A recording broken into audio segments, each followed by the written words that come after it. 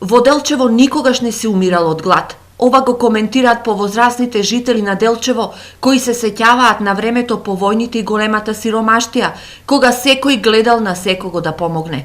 Но смртта од глад и измрзнување на 43 годишниот жител од Рамче во денешно време ги остави згрозени.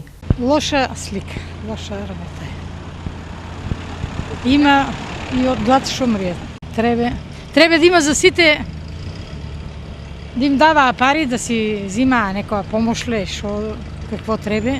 Да, и семејството треба да го збрини, да му помогне кој може. Не сам чул до сега такова нешто, од глад да е умрел до сега човек. Да. Не е убаво тоа. Сепак човек од глад не може да почине веднаш, вели медицината.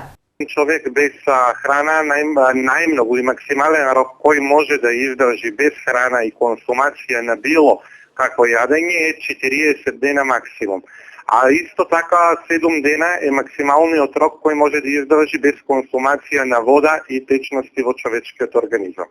Во трошната куќа на Златко, каде немало ни електрична енергија, медицинската екипа не затекнала остатоци од храна. Оваа куќа буквално со голо око не беше забележено ниту една трошка лепче. Значи не беше забележено никаква храна. Значи имаше некои само тегли тамо кои беа сосема празни, да не речам така излижани добро со јазик, значи да не се познава ниту една трошка од храна или било какво јадење. Дознаваме дека несреќниот човек пред еден месец се вратил од затвор каде издржувал казна за провала во викендичка во Беровско.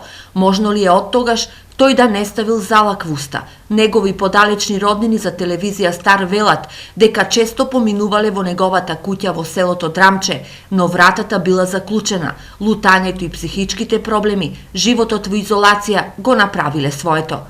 По оваа трагедија која Делчево го направи вест број 1 на сите медиуми, секој бара одговорност од некого. Одговорност имаат институциите и од социјала, и од здравство, и од полиција.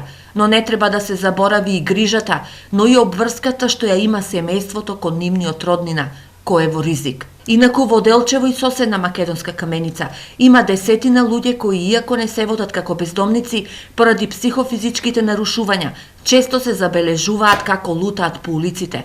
Дали оваа трагична несреќа со Златко Драмче ќе им биде добра лекција на сите инволвирани за превентивно да действуваат и да си ја работат работата за која се платени.